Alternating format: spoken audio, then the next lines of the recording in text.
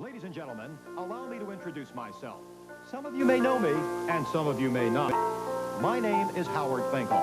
I'm also known as The Fink, and I am the premier ring announcer in the World Wrestling Federation. The greatest in-ring announcer in the history of professional wrestling, surpassing even the great Jimmy Lennon of Las Vegas. Dear to my heart, Finkelmania, Howard Finkel. Hey, Jesse. Hey, how you doing? Good, Hello, good. Ian, how are you? Ladies and gentlemen, the return bout between Morocco and Hulk Hogan will be for the World Wrestling Federation Heavyweight Championship, and it will be held inside a steel cage. A hitman, Bret Hart. The $1 million man, Ted DiBiase. Bobby the Brain Heenan. Weighing 520 pounds, the eighth wonder of the world, Andre the Giant.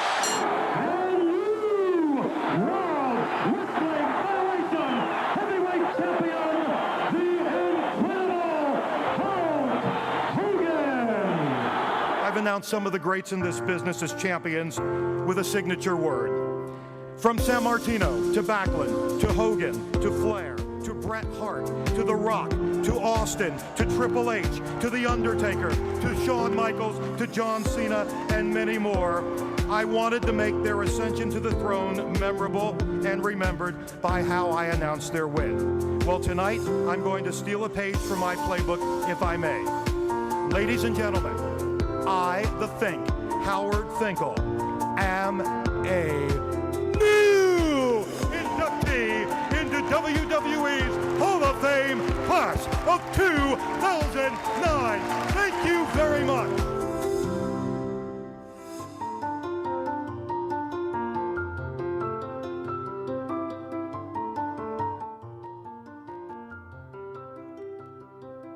Hey everybody, welcome to the Captain Lou Extravaganza Live here on this Friday afternoon, April the 17th, 2020.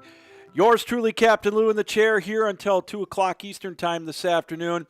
And just thought we'd give a little tribute to one of the best in-ring announcers of all time. I know you've got Michael Buffer and his brother Bruce Buffer, but if you're a fan of professional wrestling like I have been for almost 50 years, the man synonymous with announcing you as the champion, and that's Howard Finkel. The Fink passed away this week at the age of 69. One of the men synonymous with, as I said, with professional wrestling since, oh boy, back in the late 70s. You heard it everywhere from Bruno Sammartino to Bob Backlund, all the way down to Hulk Hogan and The Rock and everybody else, CM Punk, you name it. If you were a big-time wrestler, you got your name announced by him over the last 3 decades, and I know some of you may not follow professional wrestling like I do. It does have a following, and Howard Finkel was the man, and he was fun. When you knew you were big time when you got announced by him, especially as a champion back in the day. So it was unfortunate to hear the news of Howard Finkel passing away, 69 years young, and rest in peace, big fella. I know you're up there in the sky with Andre the Giant right now, and he's probably body slamming you, and then you guys are going to go out and have a few dozen beers. So rest in peace, Howard. The Fink passed away at the age of 69. Hey, good afternoon, everybody, again. We're live here on the 12-Ounce Sports Network, and hope you're enjoying your Friday afternoon. I know here in mid-Michigan, it is still snowing, although it's not sticking to the ground, so I guess that's a good thing, but we know that the clear skies and the warmer weather are coming, and so I can see in the horizon that this pandemic that we're under right now, everybody, for the most part, at the stay-at-home order, we're going to get through this. We're going to open things back up, and we're going to have hopefully some sense of normalcy here very soon, but we're trying to give you a little distraction here as we look forward to maybe, again, some normalcy. We've got things to talk about this afternoon. Jeff Disher is going to join us at about 1:30 Eastern time. and we'll talk a little bit NFL with him. We've got the draft still coming up next Thursday. Some crazy scenarios. Who's going to be the number one pick in the draft? That's pretty much a given unless Cincinnati really throws us a curveball. And we've got, they're going to announce their schedule as if the season is going to start up this fall, which is great. And I think there's nothing wrong with that. May 9th is when they're going to announce it. And, it's so funny as I'm watching people get all upset when other prognosticators and whatnot, coaches come on and say they think they can get the season on time. What's wrong with thinking a little positive about it? I know there's all this about being a realist, and I get that. And to me, it's going to be questionable whether it's going to be pulled off or not to get the season started on time. But we can hope. And again, as we've said numerous times on the show in the last month, I know we would love to have the NHL and the NBA finish their season this year somehow in the summertime, and Major League Baseball figure out a way to get all their games in. I don't think that's going to happen, but it's a possibility. You never know. So, hey, that's what we're here for, to kind of hope and give you our thoughts on it as well. So we hope you stick around and enjoy the show. Hey, again, a reminder, a programming note for next week. We are going to have a NFL draft special, and it's going to be on Thursday night. We're going to do it live right with the draft here with the folks at 12 Ounce Sports. We're working on it. I know Logan Warden is, we're thinking about co-hosting it or whatnot. We might have Philly Pete on, and who knows who else. Keep tuned to my Facebook page, which is the Captain Lou Extravaganza. We may do it on there, or we may do it right here on our main website. It looks like we'll probably do it right here at 12 Ounce Sports, which is great. And we hope to have you be a part of it. We're going to do it right along with the draft itself. So who needs those crazy prognosticators when you got your own crazy prognosticators right here? We'll give you our flavor and our analysis of the picks. It should be a lot of fun. So, again, another diversion for what's going on out in the real world. The NFL holding their draft, see nothing wrong with it. And we will have that for you starting at about 7:45 next Thursday night. So stay tuned to 12 Ounce Sports. Check out our website. We'll have complete details on it.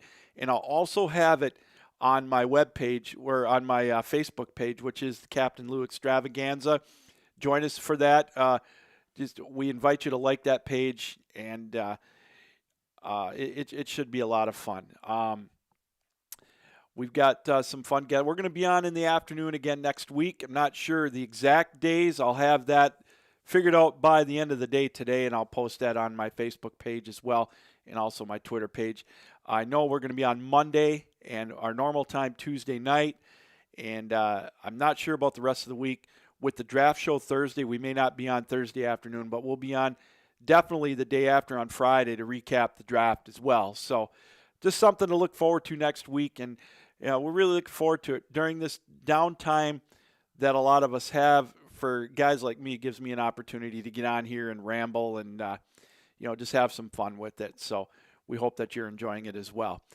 Some of the big news, we'll talk about it here, is the NBA with the G League, with Jalen Green getting offered. He's going to sign with the G League instead of going to college. He was the number one recruit, and in all of, or he was the number one ranked recruit that would have been coming out of high school this year to go to the NCAA. And he's electing to go to the G League, their new supplemental program or whatever, where he'll play 1 year and then probably go to the NBA draft.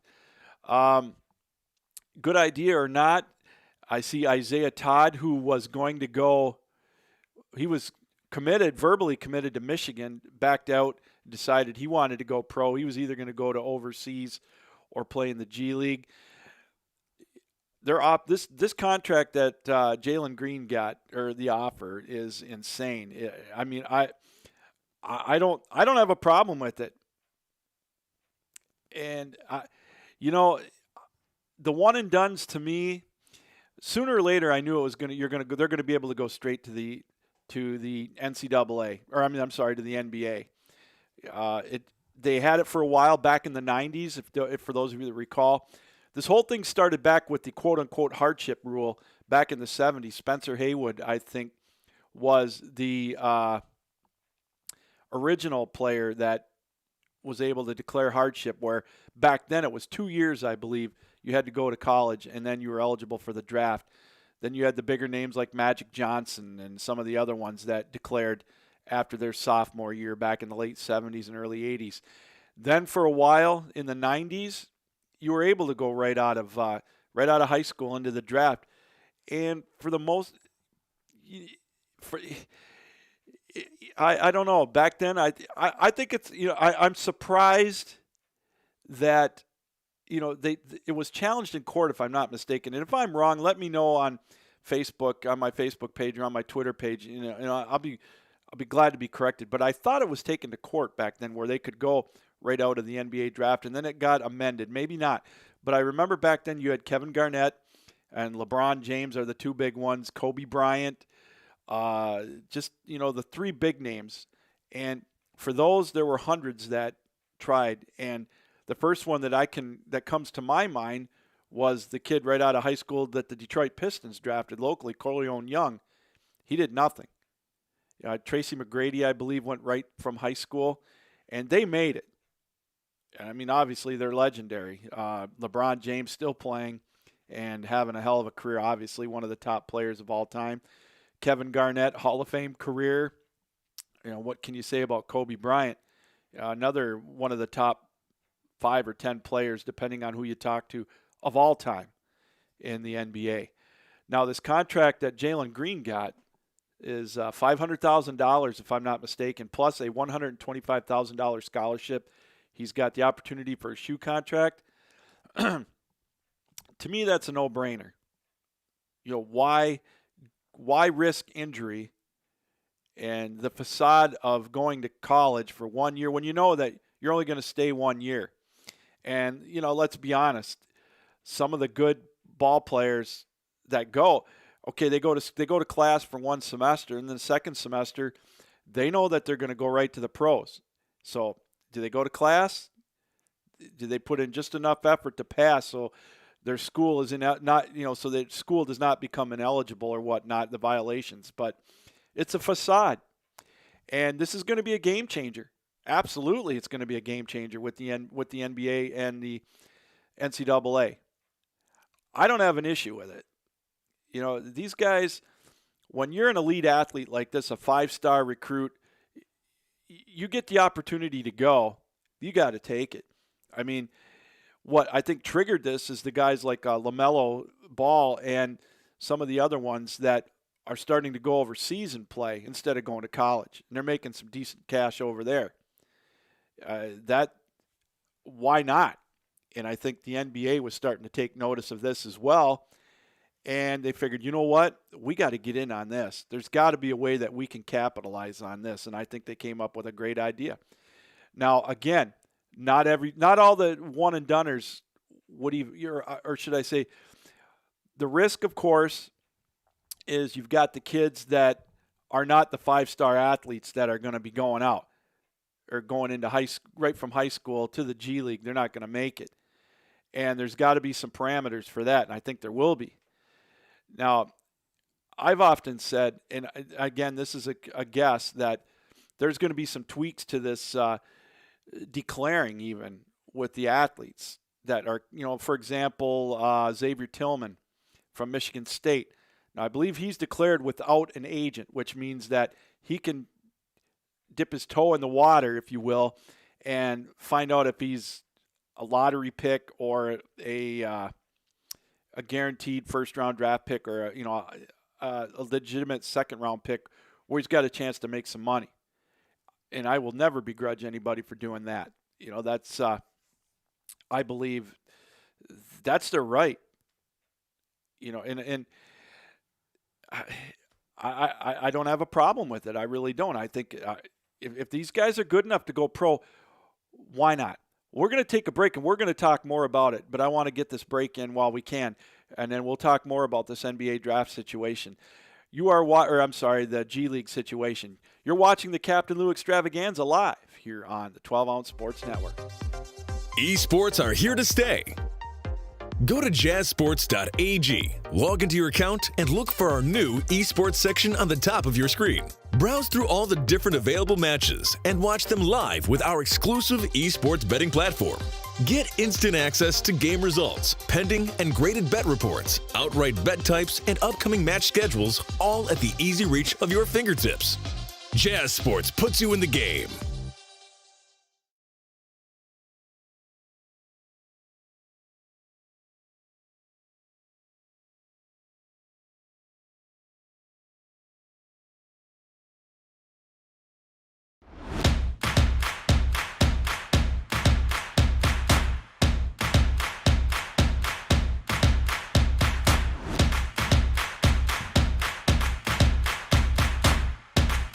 Drinkade, ready for distribution worldwide.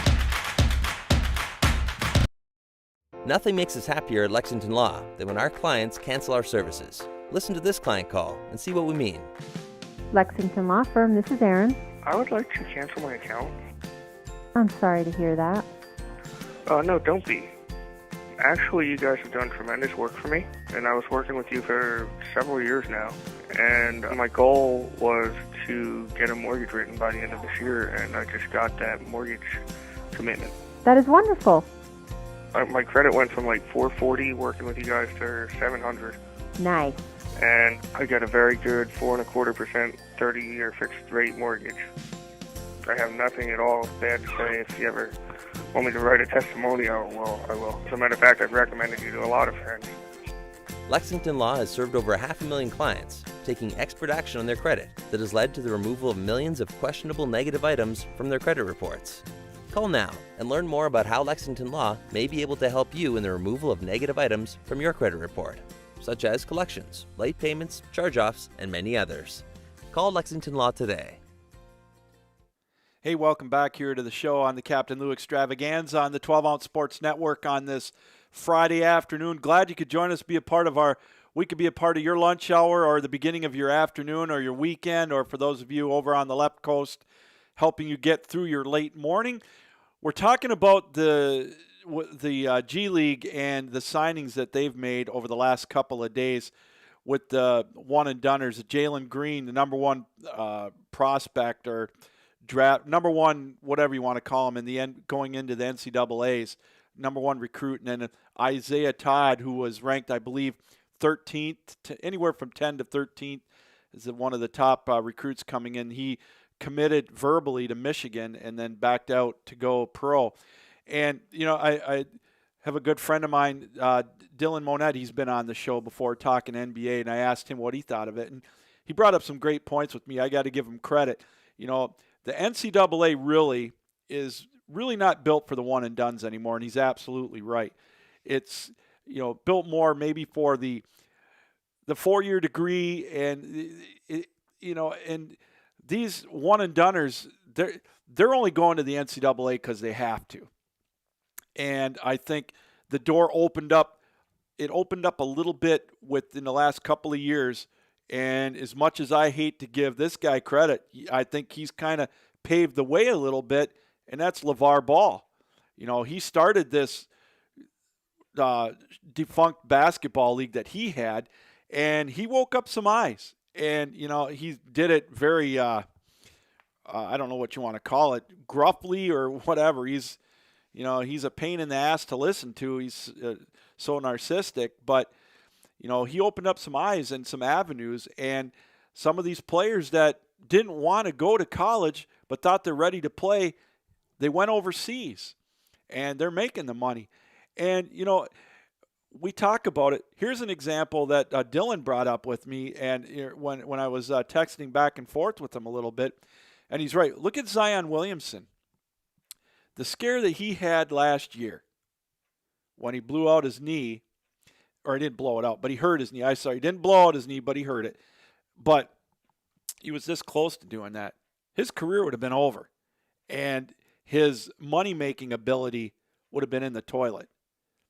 And, you know, there's, at least with these guys, they're getting $500,000 right out of the chute and a $125,000 scholarship.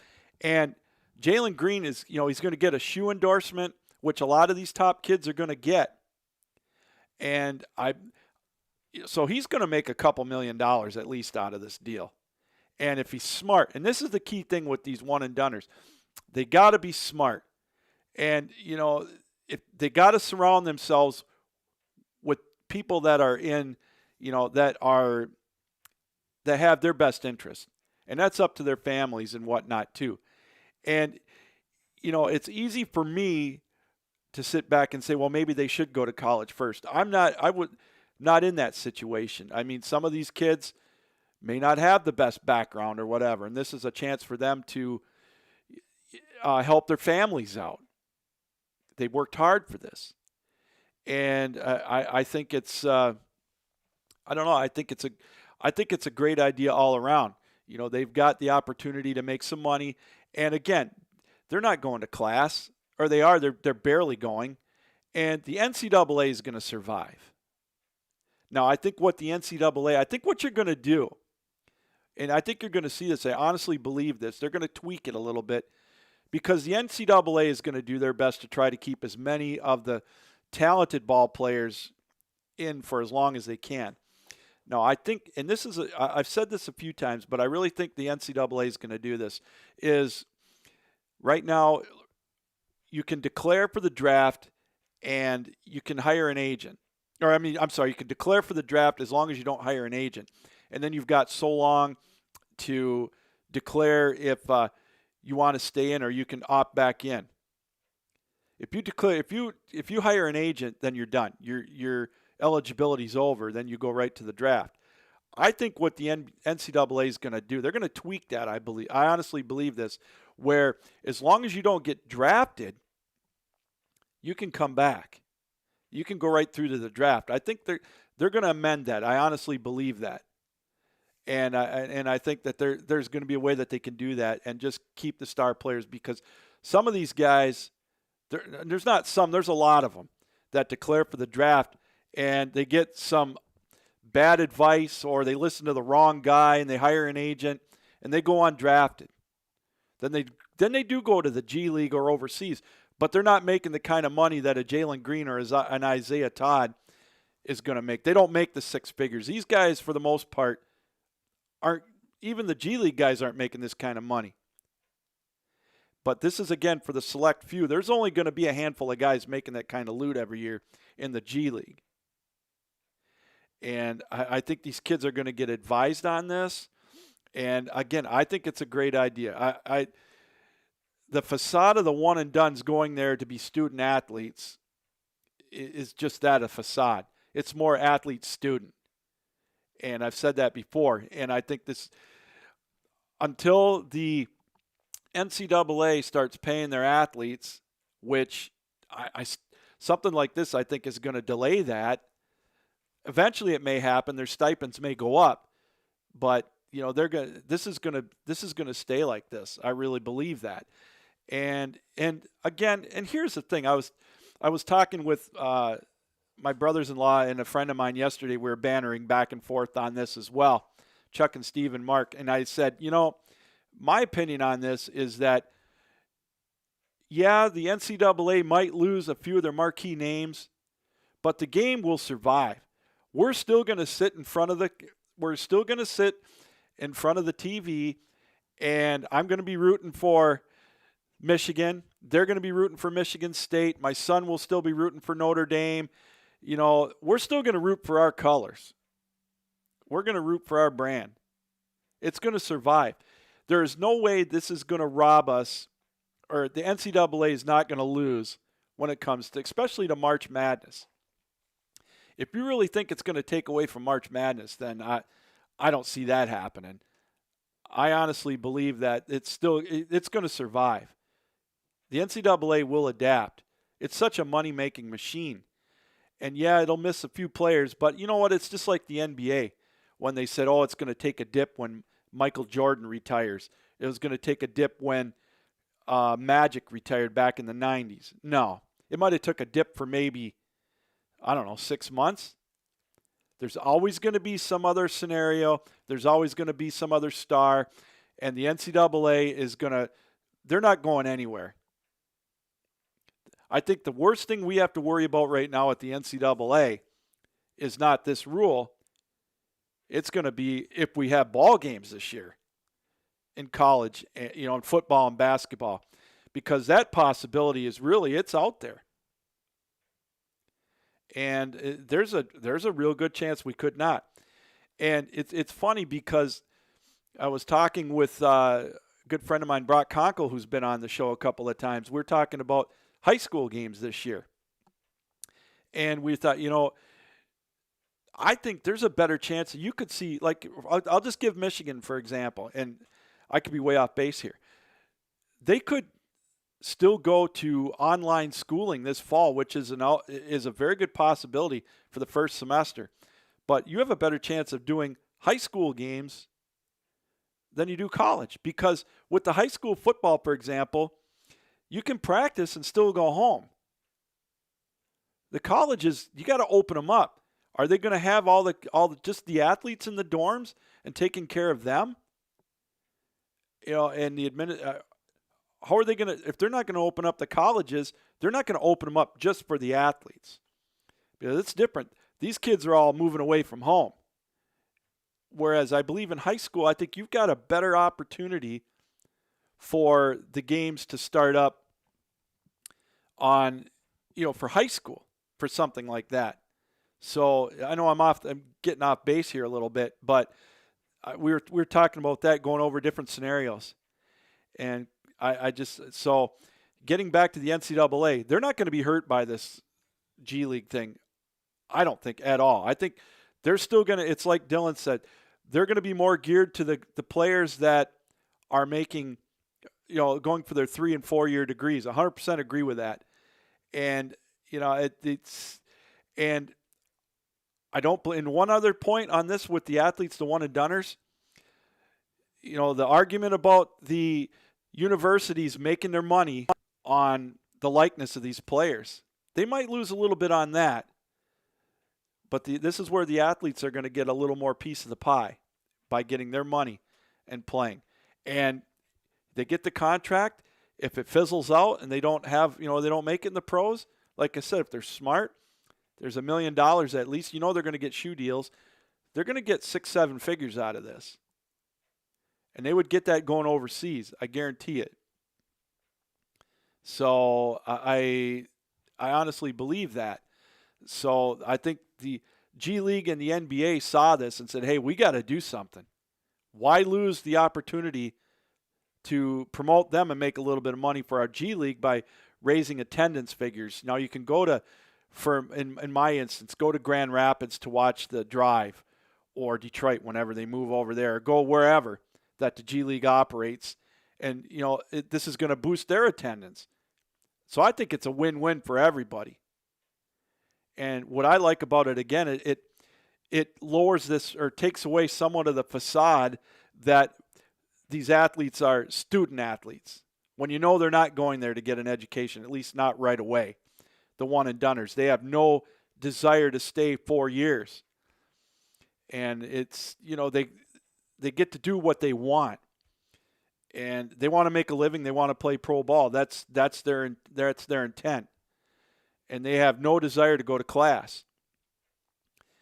Where I know some of them do, and they go back afterwards. Those are the smart, those are the ones that, they've got an idea in the back of their mind that that's what they want to do. But I just think that this is a great idea for them. So, hey, it's going to be fun to watch and see what they do. It's just, and again, we'll have to wait and see on that. Let's go to our guest line, and joining us again on the other end of our line is one of our regular contributors, Jeff Disher. Jeff, welcome back. How are you? Pretty good, and this isn't going to be a 3-tiered call because Skype is not going to suddenly explode. Well, there we go.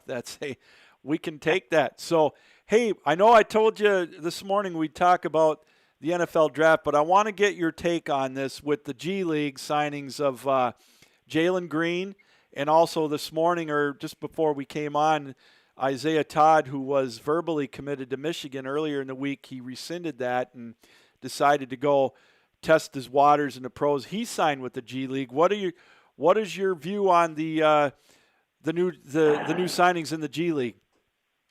Okay. So I was hearing a little bit of this segment before I dialed in. So I've got a little bit of a refresh on it in my head, and okay. I'm a lot like you are, Louis, and I strongly believe that I'm in the camp that what if the G League doesn't pan out for these kids?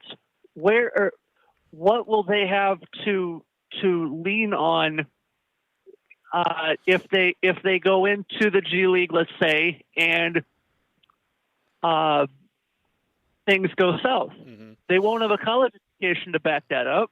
So play ball for 2 or 3 years in college, get your education too. That means going to class, and have something in the back or on the back burner while you pursue your dream career of playing a kids game. Well, I guess I can see that to a point, but I guess I'm of the mindset that, I've watched this enough now, and I'm surprised it has taken this long because, again, like I mentioned, 20 years ago or whatever it was, back when when LeBron and Kevin Garnett and Kobe Bryant all went straight from high school, and I know they're the exception. There's a lot of them that couldn't go to college, but Yep. I believe that this rule right here, this is just going to be for the elites. This isn't going to be for what you call, I don't want to say they're average, but the ones that don't want to go to college. I believe this kind of contract is only going to be shelled out to the likes of Isaiah Todd and Jalen Green and, some of these other kids that might look at it. They're not going to get this kind of money. And I think that then they are going to go to college. But I don't mind them going because they're going to go overseas now. You're going to start seeing them going over to Australia and to Greece, Europe. and Europe, and playing ball and making this much money, if not more. And if you have the skill to do that, like your Jalen Green, great. I'm Right. happy for you. But the general Joe Schmo hoop star from high school in Michigan won't, unless he has great numbers in high school where either colleges will want to recruit him or he has enough confidence in his own skill to go into the G League or go overseas. Schmo won't, to use my analogy, won't make a debt or won't make a, I think the operative phrase I'm going for here is dent. Right. If that makes sense. No, it makes a lot of sense, and I think that, again, I think this is what I'm interested to see on this, Jeff, is where they draw the line with this. I read a little bit. You hear about it yesterday. It really came to the forefront yesterday, and then this morning when I saw that Isaiah Todd, that's the route he's going because he decommitted from Michigan. How far down do they go? That's because, like I said, the other thing that you got to keep in mind with the G League is a majority of these ball players in the G League are guys that are hanging on to threads of an NBA career that bounce back and forth between, for example, Grand Rapids and Detroit. I mean, I don't know where the Timberwolves have their G League team, but it's like AAA and the majors, or the AHL and the NHL. And here my thing is, how are these kids going to be received by some of these veterans of the G League? It's because these guys aren't making 500 large. They're making the minimum, which right. I believe. I'd have to look it up, and I had looked it up before, and I don't have it with me, but it's nothing near that. let me see if I can pull that for you. But $582,000 is the NBA minimum, just to give you an idea. But as far as these cats that are fighting for an NBA job in Des Moines with the Iowa Timberwolves, and to use your example, Grand Rapids and Detroit, you're going to, regardless of whether you're a G League veteran or a rookie in the G League, you're still fighting for a job with the big club. Mm-hmm. And the kids that are going to be solid night in and night out in the G League have a better chance of making it in the NBA as opposed to those guys who are streaky. Right. Well, and I also think too that I think what this rule is going to do too. I like it because I think it's a game changer for the NCAA, and the facade. Like I hate the facade right now of the student athlete, because these kids right now in basketball, the NCAA is like a minor league. They're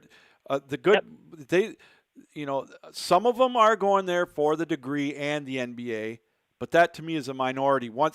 And right now, you've got teams like Michigan State, for example. A good majority of their kids go 4 years, at least 3. And, they always find a way to get into the Sweet 16 or the Final Four. But that's right now, that is the exception. The rule now, if you want to get to the Final Four, everybody's going to the one and dones or the two and dones. And to me, that's not student athlete. That's athlete student. And that's where that drives me crazy with that term. Now, I think there's going to be some adjustments with the NBA or with the NCAA with as far as, when they let the kids test the waters in the draft.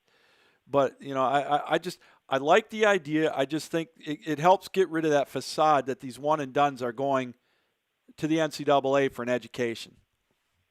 And Izzo, my family has ties to Michigan State, so I'm uniquely qualified to speak to Izzo's mindset and rationale. But Michigan State, to your point, where I agree with you, is an exception to the rule, because Izzo, much like Steve Mariucci did when he was head coach of the NFL's San Francisco 49ers, both of them are great friends, by the way. Izzo is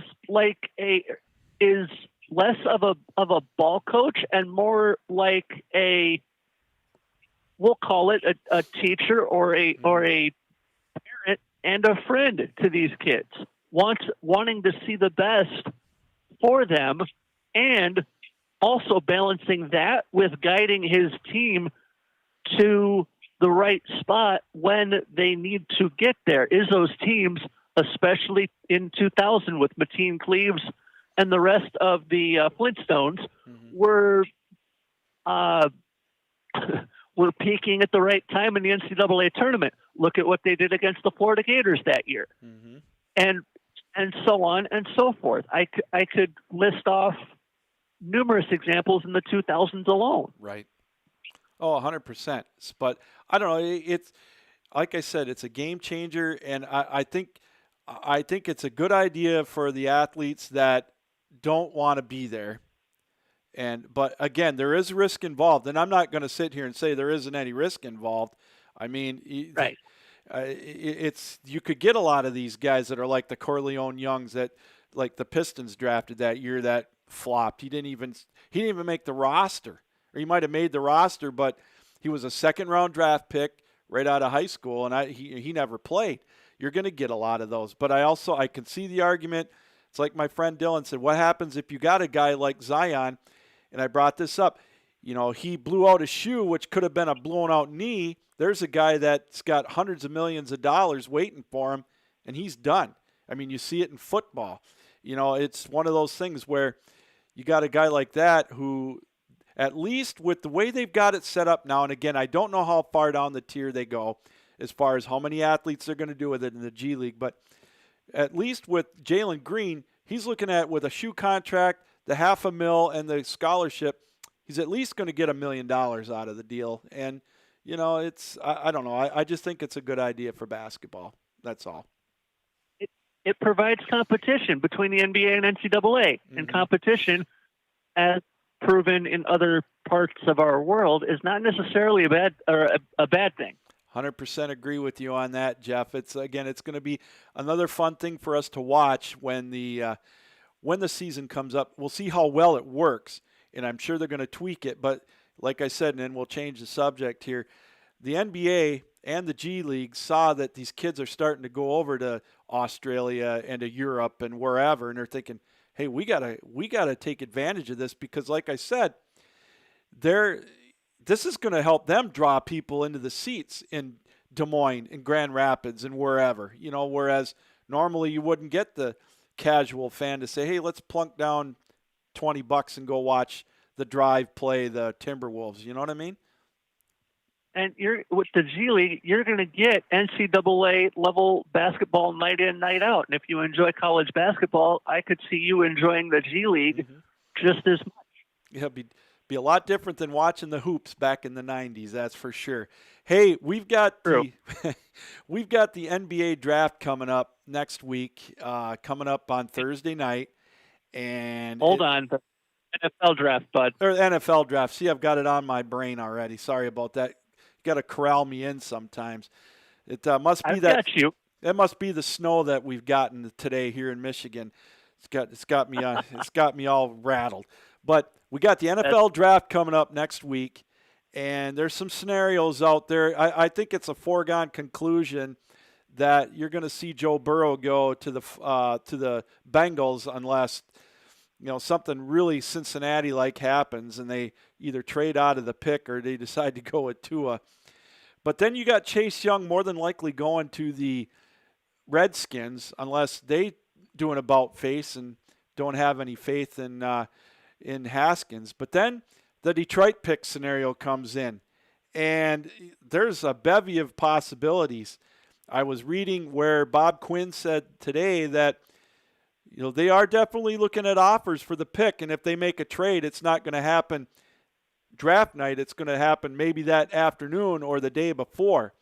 I mean, what are your odds of seeing that the Lions trading out of that third pick? Well, if they are smart, and granted, give me a minute to get the draft order officially here, but if they are smart, and I'm questioning that wholeheartedly, they'll keep the third pick. And like you indicated, I don't see Joe Burrow slipping from that number one slot to Cincinnati. So was the hands down the best overall player in college football last season, without a doubt. And every time I'd see him, he would go on to impress me every single time I saw him.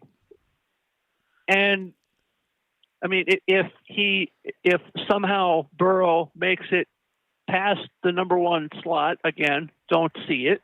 No. And he ends up 3. Y'all have a good quarterback on your hands there at Ford Field. Well, I gotta be honest with you on something here. I think Burrow's a good quarterback, and I think he is probably the best quarterback in the draft. I think the Lions. Here's my take on this, and there's been a couple of different scenarios out there that I've looked at, and I would love to see Detroit trade down with Miami and get one of their extra first-round picks, because I think Detroit needs to go after Okudah from Ohio State, in my opinion. He's a shutdown corner. Detroit's got absolutely no defense right now, again, and that's what they need. And I think if they pick up Miami's pick towards the bottom, they could get Espinoza from Iowa, and I think that would be a great scenario for the Lions. Now, will that happen? I could see them also trading with the Chargers and still maybe getting that defensive lineman from Auburn. Either way, I think the Lions have to go defense. I mean, would I love to have Burrow? Yeah, but I just still think they got to go defense. I really do. And I've really played with it back and forth on it's with that. A month ago, I'd have told you at 3 I'd take Tua. But, boy, I tell you, I don't know anymore about that. I think Herbert might even go before Tua. Here's the thing with Okudah. I'm looking at 4 different mock drafts on one page via NFL, and Peter Schrager agrees with you where you have the Lions taking Okudah at 3, and at least on the side of both Schrager, Bucky Brooks, etc. They've got of the 4 draft experts having Miami take Justin Herbert out of Oregon at number 5. But also Tua, where'd he go? Tua in 2 of these projections, which I agree with, if I'm honest, goes to the Chargers. And again, he is the second best quarterback in this draft to Burrow, but also Burrow sets the level so high that Tua in his prime, I don't know if he could even reach the level that we saw Burrow play at last year. I don't know. And you know, I know everybody's got the injury scenario with Tua as well. I'm worried about his size and, you know, in his game. Is he going to be able to adapt? No, I know the NFL is getting more towards an option style, like a read option style quarterback, something we didn't see 20 and 30 years ago. But still, with Tua's size and he's been banged up, is he going to adapt to that style? And I don't know.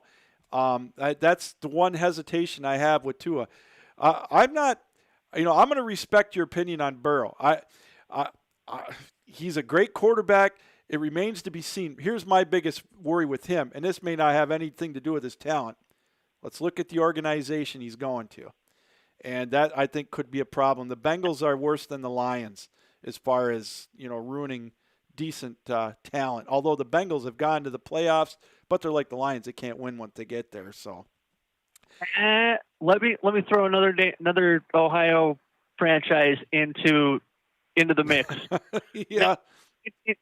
1998, Tim Couch, Cleveland Browns, I believe he was the top pick that year. Yes, Correct me if I'm wrong. He was, indeed. Miserably. Yeah. And so Cincinnati isn't, hold on, I've got one more coming into my mind. Would you go, was Boomer Esiason, speaking of Bengals, a quote-unquote failure when he played for that organization back in the early 90s? No, he didn't. You're right. He took him to the Super Bowl in '89. I get that. Maybe I should correct myself in saying in the last 25 years. The Bengals in the 70s and 80s had some success. In the 80s, they went to 2 Super Bowls. You know, they had Kenny Anderson, who was one of my favorite quarterbacks back in the day. You know, they unfortunately ran into San Francisco both times, and they were good games. I get that. So I'll stand corrected. But speaking of the Browns, I want to bring this little tidbit up. There's been some talk that your Vikings may be involved in a little scenario with them going after Odell Beckham Jr. the third, or whatever you want to call him, maybe trading for him. Would you really want Odell Beckham in your organization? Now, but around the time that he made himself famous in New York with a one-handed catch for the ages on the sideline in what I believe, I have to dig deep into my memory bank for this one. I remember when that was. 2000, I think it was like 2011, 2012, he made a catch for the ages on the sideline, and in a Sunday night game, as I recall, against Dallas. Yep, 100%. And really, it really shot him upward in terms of career trajectory. Easy for me to say. Right. And so, from an athletic standpoint, I think the Vikings could benefit from having an OBJ in the organization, but now I get the feeling that some sort of trouble would bring back memories of one Randy Moss, even though dude's a Hall of Famer, to the public here in the Minneapolis-St. Paul metro area. I just don't see how. I mean, I could be wrong, and you know, Kirk Cousins probably. You've seen him more than I have. Although I watched him play at Michigan State, and I knew he was decent there. I didn't think he'd have the career that he's had now. But I look at, I just don't see how Odell Beckham and Kirk Cousins would get along. I think Odell Beckham would get along with Baker Mayfield because they're both kind of whack jobs, if you get my drift. And I just don't. Their personalities are different, and your coaching staff. I just don't see how that would mesh. But you know, talent overcomes a lot, and you know, coaches will let talent get away with a lot. We've seen it. You know, that's been true in any sport you go to, no matter what team, any level of athletics. You know what I mean? Look at what, and I hate to bring this up because it's a form of entertainment, but look at how one Vince McMahon is treating Brock, or did at least treat Brock Lesnar of course, as some sort of godlike figure, especially when he had gold around his shoulder. Right. Oh, 100%. And he's bringing he brought the fans in for years. I think that act is finally starting to stale, but it's hard to tell right now with what's going on with nobody being able to go to the events and everything. And I think, you know, that's a different discussion for another show. But I just see that possibility, and I think I go back to the trade that the Vikings made with the Bills, and I think they robbed them for getting rid of Diggs, for all that. You and I talked about that. I got to commend the Vikings for that trade. I think they got away with murder on that one. I would agree. You know, but now, speaking of the draft with your Vikings, what is your pressing need in Jeff's mind for the Vikings on draft night in the opening round? I have to look to make sure I'm not speaking out of turn in terms of number of picks in the first round. Okay, just one. We've got the 25th pick in the draft, at least up to the second. Right. And defense has been both sides of the ball really have had the Vikings struggling for the last few years now. But I do see Justin Jefferson coming on board, the wide receiver out of LSU. Okay. I have heard T. Higgins' name from Clemson tossed around on the offensive front. And I also know that we're going after Ezra Cleveland potentially if he slips that far down the first round draft board. But I feel like Cousins needs a supporting cast around him offensively. Mm-hmm. And he can get, or at least get a building block to that with Jefferson out of LSU. I mean, look at who Justin played with. I agree. I think Jefferson would be a great pick for you guys. That's who I've got pegged going to you guys unless something changes. How confident are you in your running game? I mean, as I just said, Cousins has basically been asked to do more than what he has talent to do, and that would be both pass and essentially run. So, to me, I'm not confident at all in the Queens' running game thus far, going into whatever the 2020 season ends up being. Well, Jeff, I got to leave it there. We're almost at the top. I got to let you go. Thanks again, as always, for coming on. It's been an absolute thrill. We'll get you back on next week at least once, and maybe we'll get you on a week from today, and we can go over the draft, and we'll go through who the winners and losers may have been. Sound good? Looking forward to it, my friend. All right. Thanks, Jeff. Jeff Disher, our Minneapolis connection, joining us here on the show as we look at the clock and we're like, oh my goodness, it's about that time already. Hey, this reminder, the personalities of the 12 Ounce Sports Network, we're going to get together. We're going to have a draft show for you next Thursday night. It's going to start approximately 7:45. We'll have the details here soon on that. And we can put it here on the network. If not, I'm going to have one on my Facebook page, which is the Captain Lou Extravaganza. Invite you to follow it. And we've got a lot of interesting things going on with that. It's going to be a lot of fun. For something for us to look forward to, as the NFL draft is really the only thing going on, the big thing going on, I should say, involving sports. I was going to touch on real quick the documentary that's going to be on the Four Letter Network coming up starting Sunday, I believe, the Michael Jordan documentary. It's a 10-part miniseries. I'll probably watch some of it. I'm an admirer of his game. Of course, we didn't like him at first here in Detroit because obviously they took over for the Pistons back in the early 90s. But, how can you argue? How can you not respect his game? If he's not the greatest player of all time, he's in the top 2 or 3.